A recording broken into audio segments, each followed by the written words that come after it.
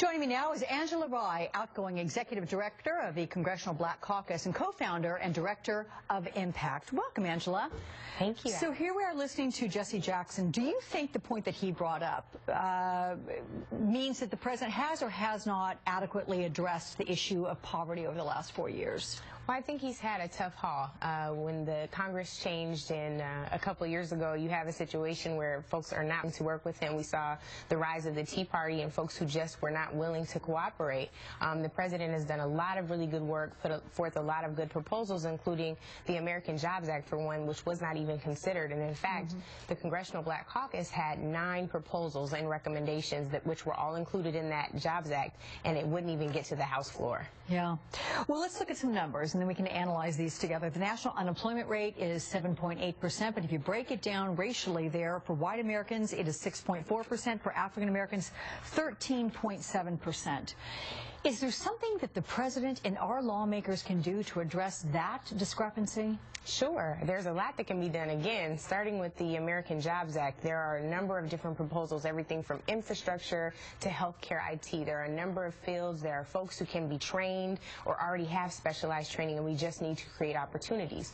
One thing that we certainly need to address in the imminent future is the debt ceiling. We can't afford to do anything to rock our economy, the boat of our economy, at any other way. It's just time for us to really move. You're close to Congress. How can the president work to pass this American Jobs Act through a GOP-controlled Congress?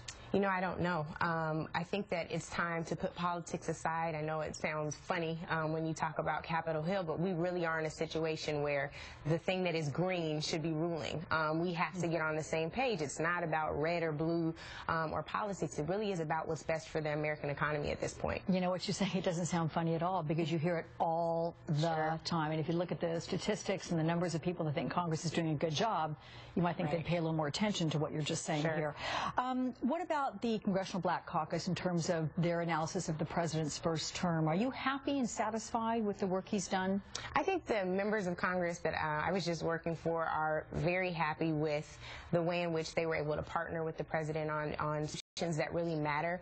I think when it comes to Congress overall, there's a lot more work that has to be done. I think that they also will hope that the second term will provide a whole lot more opportunity to address things that really matter, like jobs, like education. Immigration reform is not something that's just championed, for example, by the Congressional Hispanic Caucus, the Congressional Asian Pacific American Caucus. At this point, with the Democratic caucus numbers, the minority in the Democratic caucus now in the House are white males. So you have a rainbow coalition inside the House, and folks want to see an agenda that looks and reflects the face of America. But if you look at the amount of time the president has, there's probably one or two of these big issues you bring up that are possible to tackle. Which one do you think he should do first?